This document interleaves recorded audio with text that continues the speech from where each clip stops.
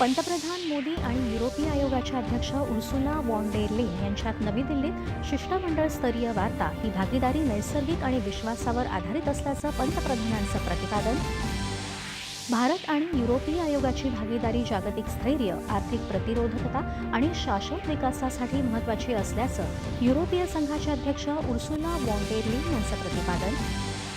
विकसित भारताची उभारणी करण्यासाठी विज्ञान आणि नवोन्मेषाची लोकप्रियता वाढवण्याची गरज पंतप्रधानांकडून राष्ट्रीय विज्ञान दिवसानिमित्त अधोरेखित. येणारं दशक हे अंतराळ विज्ञानाचं दशक असून भारत त्यावर आपला ठसा उमटवेल. राष्ट्रीय विज्ञान दिनानिमित्त नवी दिल्लीत आयोजित कार्यक्रमात केंद्रीय मंत्री डॉक्टर जितेंद्र सिंह यांनी व्यक्त केला विश्वास.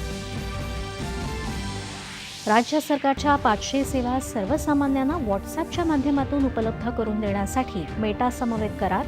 मुंबई टेकवीक 2025 मध्ये मुख्यमंत्र्यांची घोषणा. पुण्यामध्ये स्वारगेट एसटी बस स्थानक अत्याचार प्रकरणातल्या आरोपीला शिरूर इथं पोलिसांकडून अटक. आरोपीला आज न्यायालयात हजर करणार. स्वारगेट अत्याचार प्रकरण जलद गती न्यायालयात चालवण्यासाठी प्रयत्न करणार असल्याची पुण्याच्या पोलीस आयुक्तांची माहिती.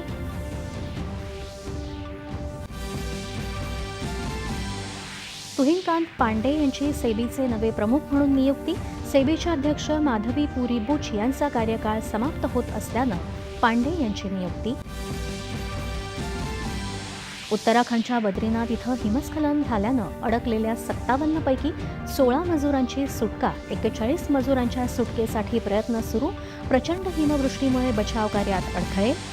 आणि ICC चॅम्पियन्स चषक क्रिकेट स्पर्धेत बलाढ्य ऑस्ट्रेलियाची अफगाणिस्तानसोबत लढत. नाणेफेक जिंकून प्रथम फलंदाजीचा अफगाणिस्तानचा निर्णय.